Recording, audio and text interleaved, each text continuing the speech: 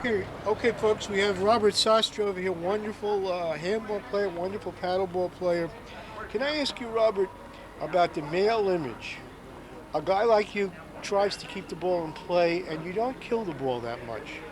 Well, I try to be more consistent. I'm trying to kill the ball more now, but most of my game is really to be consistent, keep it on the wall, let my partner, try opportunity for the other team to make a mistake, and if I could kill the ball, I'll try to kill it. Otherwise, I just try to be consistent, put the ball on the play. Are you like that off the court also? Are you consistent? Is that what you go for in life? Um, yeah, you can say I'm kind of calm, yeah, consistent, down to earth and stuff like that. Really. Okay. Now you play with guys who are have a certain kind of how shall I say? They're very colorful. Like Al Torres is a real killer out there. Right. His male image is I want to go out there and destroy everything. Yeah, I'm very fortunate to play with a great player like him as a partner. He's real good. He kills everything, and we play good together. So we complement each other and stuff like that. We have our little disagreements, but otherwise we play good together. Now, have you got the sense that it's a different kind of male, it's a different kind of man that goes at the game like an Al Torres?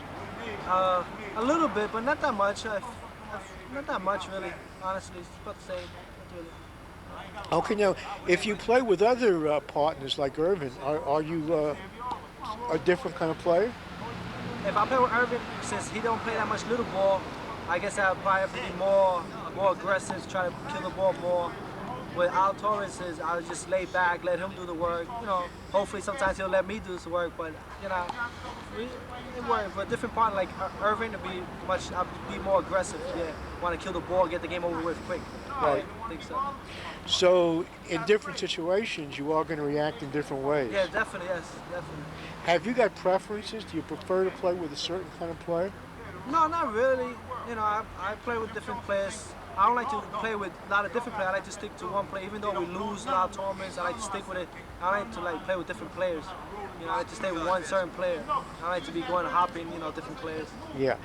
Now, I noticed at a certain point, it's usually in the final matches where Al gets tired, and you sense he gets tired, right? Yes. And you say he's hitting that overhand, he's swinging as hard as he can, but almost nothing is happening. Right. At that point, I see you change your style. Well, that point that means I have to step up a little bit, put my game a little bit to a higher level, for him. I try to tell him let me play most of the games so he could conserve his energy towards like stronger games, stuff like that. But he always wants to be like the action, right in front of the court and everything. So I let him play. So he doesn't accept the fact that he's tired. No, he wants to keep on and keep on. He wants to. He got a lot of energy, so Have you had discussions about that? Not too many, a few times, but not too many. Since we're doing good, we're winning. We lose tournaments, but we're doing more winning than losing. So we don't argue that much. So Actually, the truth is, you win and up until the point that Al gets tired. You guys are pretty phenomenal. Well, a big part of the game is he got a big serve, so even if he gets tired, he could depend on his serve, and that's a lot of points right there in his serve. Okay, now let's talk about the serve that you have. I've heard you say I haven't got a good serve. Honestly, I don't think I have a great serve. A few times I might get lucky, get a good ace or a deep serve, but overall, my serve is not as great as Al's, or I'm playing like average serve, I guess. But I see you get 3 or 4 aces a game. Yeah, I do a few times. I might get hit, lucky, couple serves stuff, but I want to be consistent that I can get serve, and serve is real good all the time. Keep my opponent from saying, he might get a couple good serve here, he might miss another one. I want to just keep on serving good and good. That put the pressure on him. Now, on your strategy on the serve, it seems to me you tried to keep the ball long generally so you can set up the ace on the short line. Is that right? I try to keep my serve low sometimes or deep. It depends on the opponent I'm playing with. If he can handle the serve low, I try to get deep. If he can handle low, I try to go deep too. So it depends who I'm playing. Yeah, basically. but I don't see you go for the corners. I see you go for the short line. I try to, honestly. I try to go for the corner, but it doesn't go. I don't know. I guess I'm not strong in the arm, or not trying bending my legs too much. I don't know. I got to try to work on it better if I want to be on top of it. Apropos of strong arm, you serve right-handed, aren't you left-handed? I'm lefty, but I can't really. I never tried serving my left, but a lot of people told me to try serving my left, but maybe eventually I'll try. You sound pretty fatalistic about this. You know, um, it seems to me for the kind of game that you have, though, that the kind of serve that you have kind of fits into it. It's not as if you're trying to overwhelm anybody. No, not really. Just trying to get a good serve out of it. You know, if I could get an ace or two, that'd be great. Otherwise, Now, I see you serving sometimes trying to get the ball in the corner around the long line on the left, and you hit it out, sometimes. That's yeah, where I'm you trying to make it like a little bit too perfect. I guess I guess my opponents are real good. I want to try to make it perfect. I want them to be winding up on my serve. Most of the time they do anyway. So, yeah. Yeah, but I don't see the same serve to the right side at the long line. It's a lot of people say it's easy for me to serve down the right line, but it's hard for me. I can't serve the ball that hard. I either serve it out or without no power. It just lays out there, set up. Okay. Now, as you start out to serve, I see your mind working. I don't know what's going on in your mind as you bounce the ball. You have a very intense look on your face, and you bounce the ball about 5 or 6 times. Could you tell us what's going on in your mind? I'm trying just to concentrate, get a good serve, and basically I'm trying to I bounce the ball a lot, to see where my opponent's gonna be standing at. Oh, is that it? Trying to distract him a little bit because I'm taking a little bit too long, so I gotta get off balance. Sometimes it works, sometimes it don't, but I have different strategies. Try to confuse my opponents and stuff. Are there certain players whom you look up to and you modeled your game after? Honestly, a few players like Albert when he was in his prime. I used to see him play when I was coming up and everything. Joe Durso, of course, and I never seen really Ruby play or the Sandler. I would love to see them play. I heard so many great things about them. They play real good. But basically, just I guess Albert and Joe. Maybe definitely Al Toro is my partner. Yeah, but your style is completely at a polarity from Al Torres. Yeah. It's at the other end. Right. I guess I'm trying to work on it. Yeah. Now, I interviewed Al, and the basic idea I got from Al is he's going to play his game no matter what. Right. And he and Eddie Masonette and people like that, they go out there and they do the same thing all the time and assume they can dominate the game. I don't think that's your strategy at all, is it?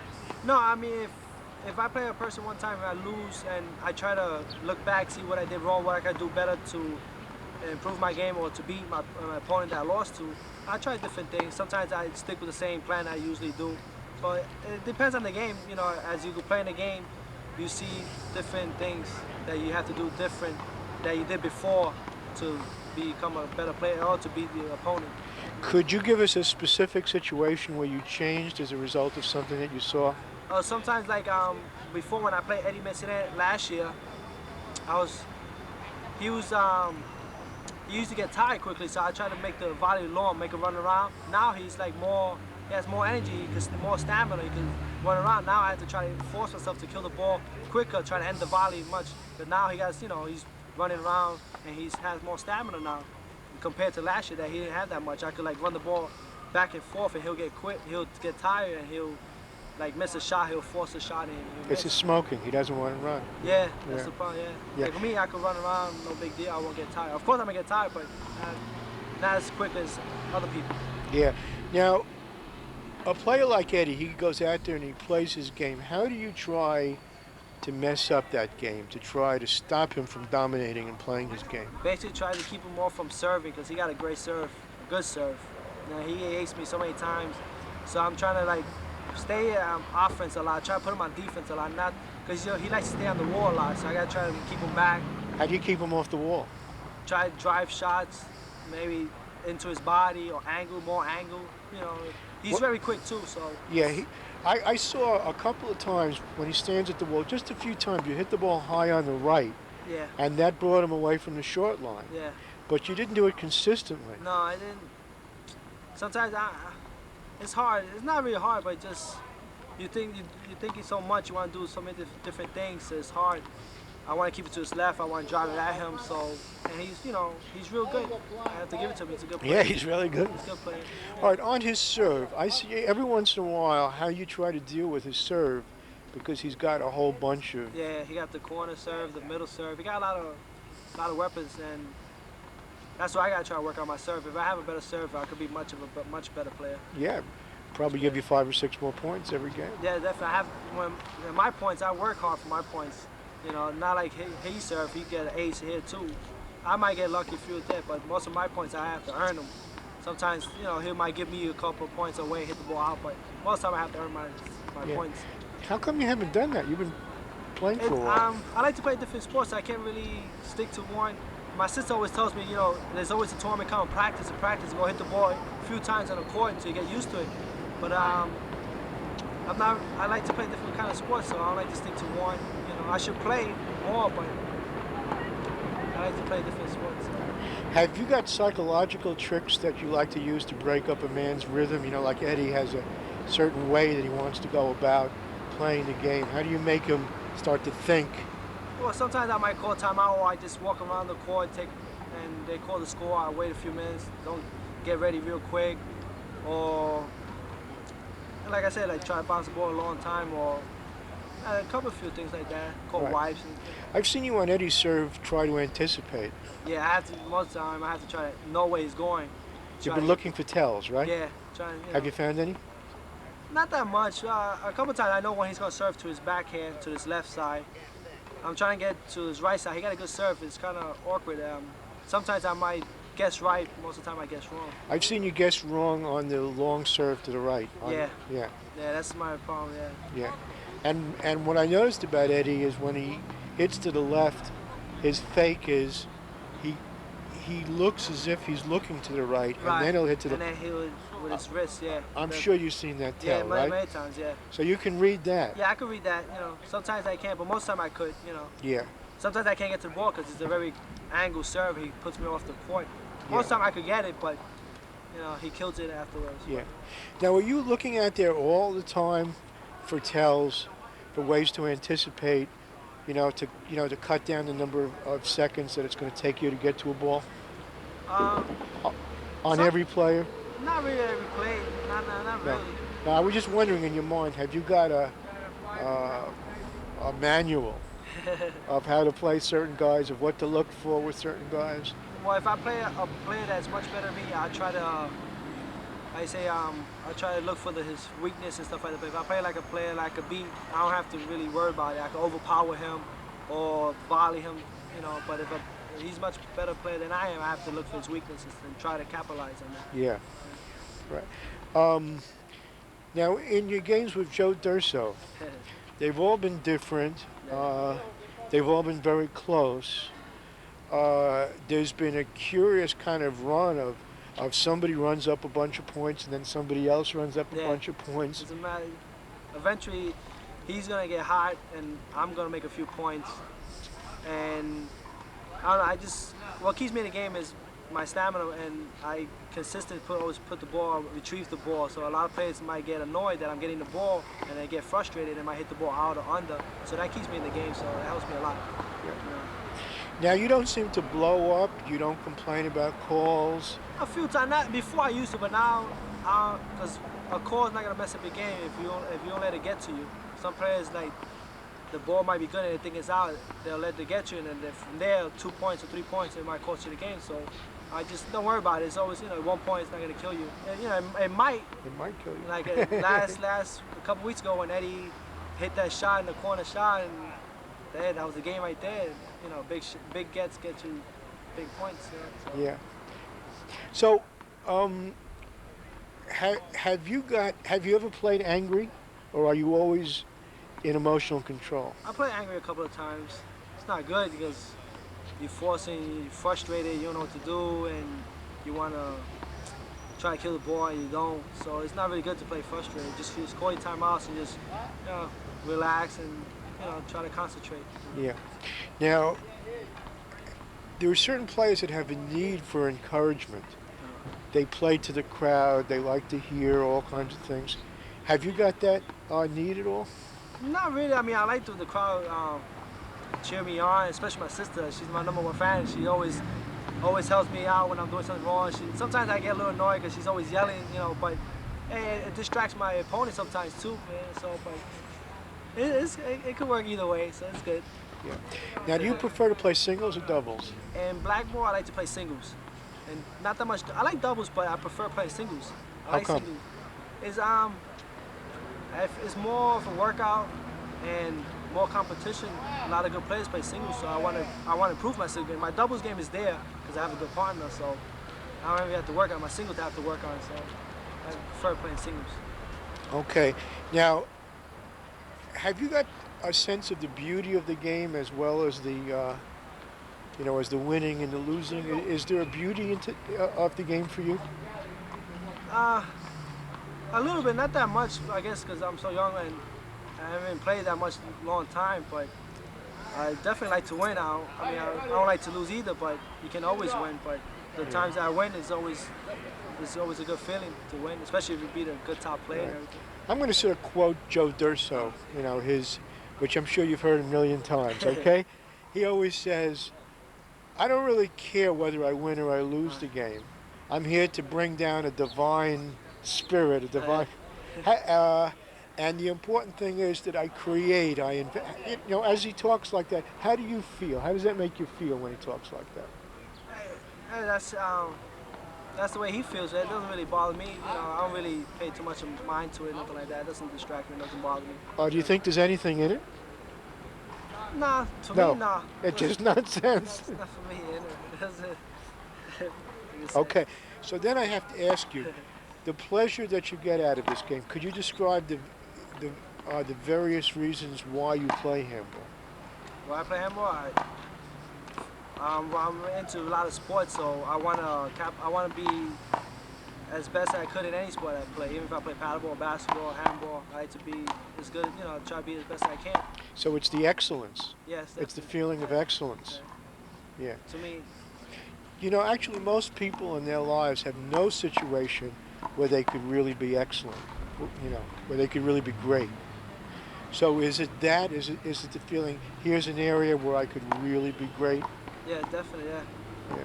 I could be, trying to be as good as I can playing handball in any sport I do. Yeah.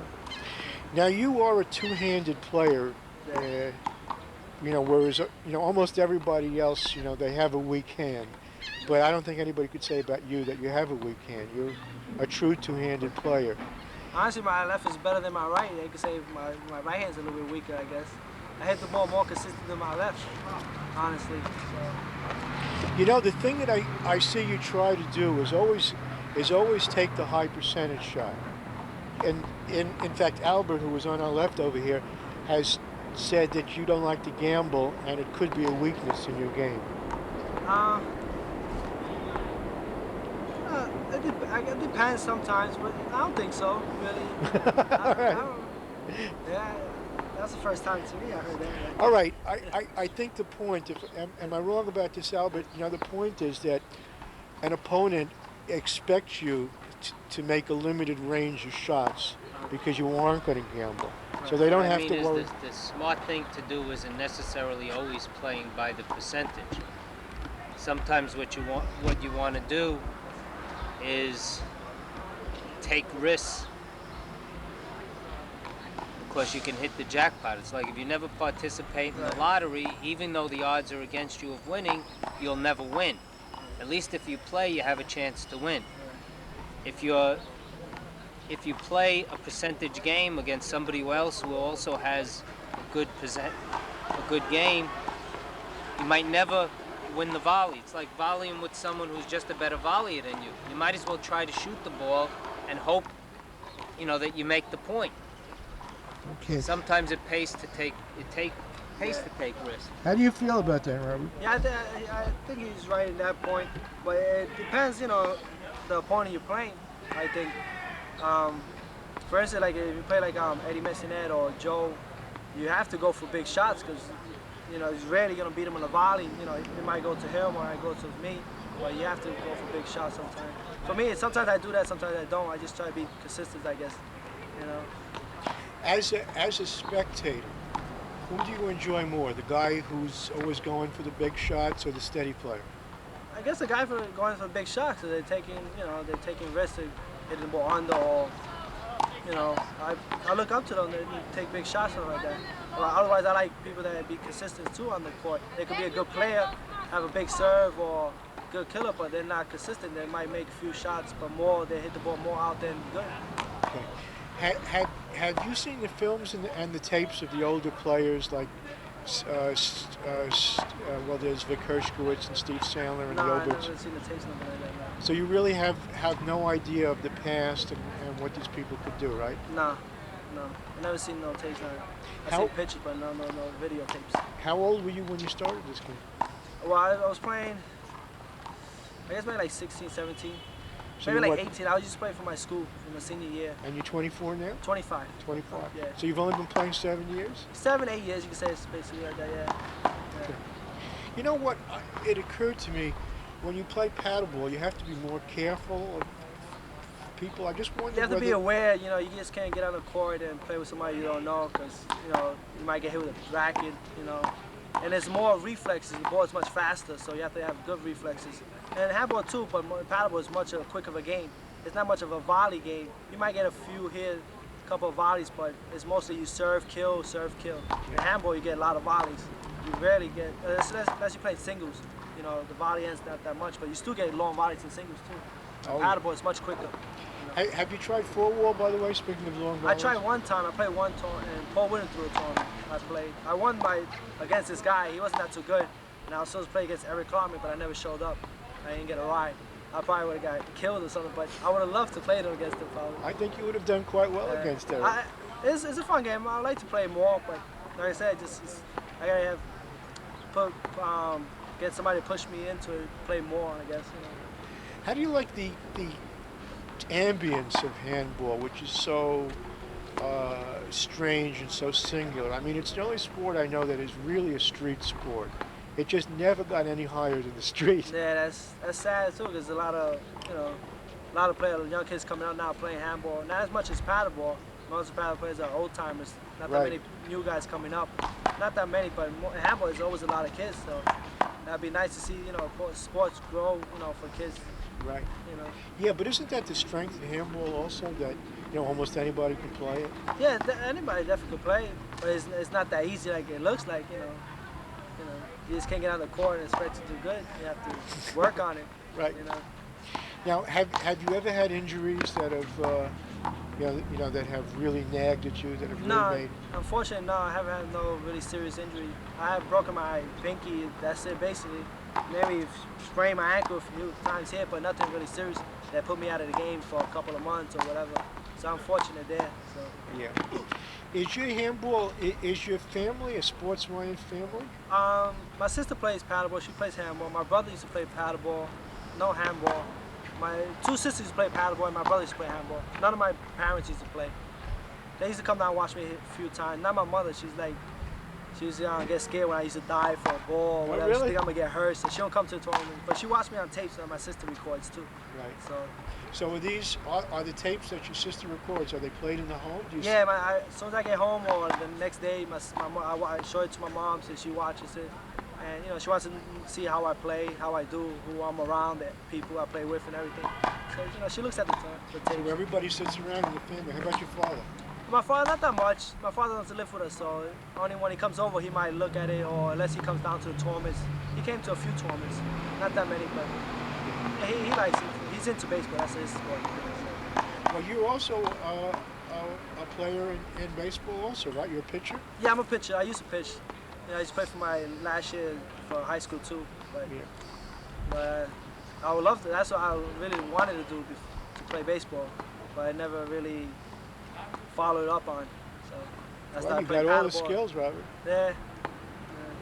Can I ask you this?